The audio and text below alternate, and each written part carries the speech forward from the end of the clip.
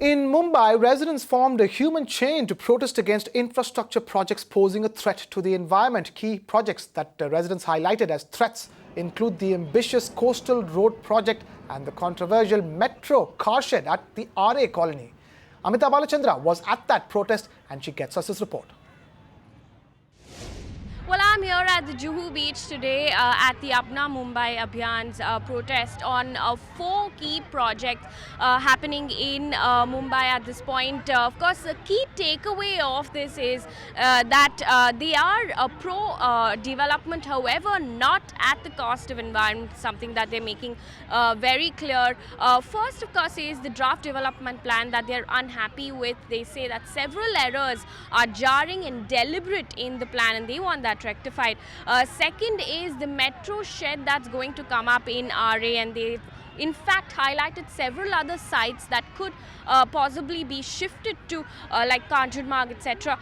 Third is the underground metro that they want at this point in time. At this point in time, the government has given a go-ahead for the elevated metro, and that's something that they're completely unhappy with, and say that underground metro is much more effective in terms of the environment, of course. And fourth is the coastal road project, and they say that this project is anti-development at this point, and probably a sealing of sorts would be a better option, is something that they're pointing out. So very, very clear objective here that infrastructure projects must go on, but not at the cost of environment. Amita Balachandra for Magic Breaks Now. Now, protesting activists also proposed alternatives to those infrastructure projects that we've been talking about. Amita managed to catch up with a couple of them. Take a look at what they had to say. For whom are we building this project? Will probably cost 20,000 crores for 1.25% of the population. We need to move people. We don't need to move cars. We need public transport, 2 metros. And if the worst comes to the worst, if the motorists are so hell-bent on going by car, we should extend the Bandra-Worli sea link from Bandra to Versova, so the matter will end. Okay, so from what I gather, this massive project that we're talking about, you're not against the project per se.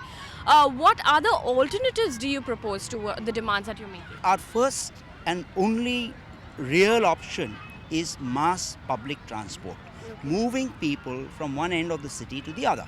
Now, if you insist, because you saw some coastal road in Guangzhou or in some foreign country, you want to have something, to compete. There are better ways of competing, of course, with more toilets and with so many other issues we won't complicate. But if you want to compete, then go ahead and build a ceiling. But why ruin our mangroves? Why ruin our beaches? On the one hand, there's the issue of reclaiming land for coastal road, but there is also the problem with the metro car shed that they're talking about in RA colony. You, of course, are demanding that this car shed should not come up in RA.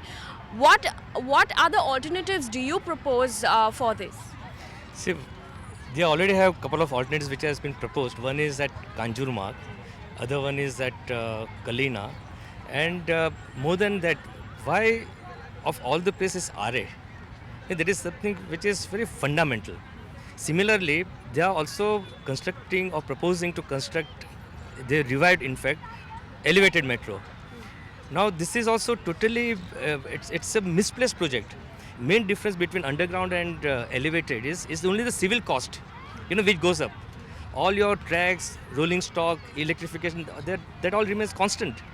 So we have to have some absolute best of infrastructure project. So there is a metro and the coastal road. My question to you is simply this: what plan of action do you have going forward from now? Well, we will mobilize opinion. We will take more demonstrations like this. People are not aware. And I think, everywhere in the world, and Mumbaikas are no exception, people are apathetic. They think something is going on somewhere. They don't have an idea, as Hansel has said, of the ecological cost. If one reason Mumbai has not gone the way of Delhi is because, as you can feel now, there's the breeze. If the coast road comes, we'll be inhaling sulfur dioxide and other fumes from cars. Nitrous oxide is highly toxic and carcinogenic.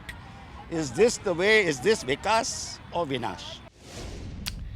Renowned Bollywood songwriter Javed Akhtar was also at that protest showing his support for the cause, and he says that development must happen but not at the cost of the environment. Listen in.